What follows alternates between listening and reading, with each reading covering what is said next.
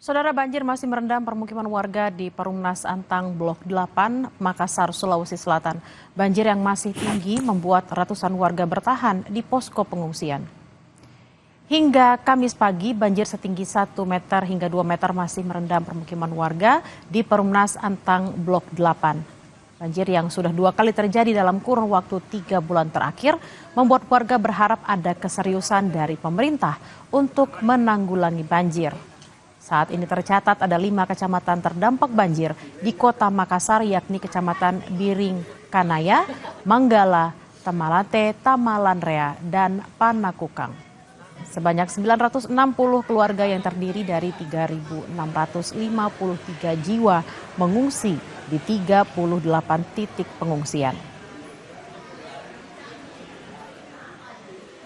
Untuk kali ini saya mau sampaikan kami sudah jenuh, sudah cukup. Ini yang tertinggi dan ada warga kami yang sudah 35 tahun di sini, bermukim di sini, baru tahun ini dimasuki air Februari 2025 ini. Dan kami menyampaikan kami sudah jenuh.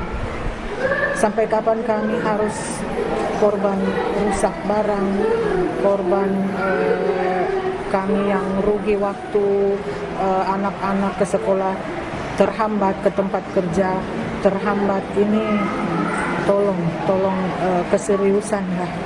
Kami sudah jenuh. Sementara itu di Maros, Sulawesi Selatan, banjir masih merendam sejumlah wilayah seperti di Kecamatan Marusu, Kabupaten Maros. Kurang lebih 300 kepala keluarga di Dusun Kampala, Desa Bonto Matene, sudah 4 hari terdampak banjir.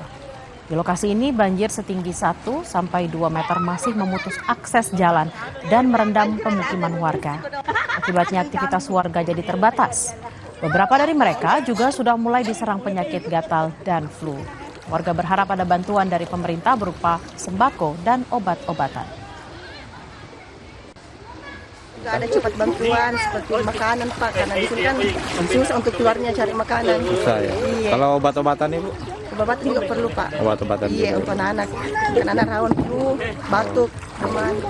Untuk banjir kedua ini bantuan masih baru mau diusahakan sama pemerintah setempat. Tapi waktu banjir pertama itu sudah ada bantuan dari pemerintah desa setempat sama bantuan dari aparat yang lainnya seperti dari Angkatan Udara, Kapolsek,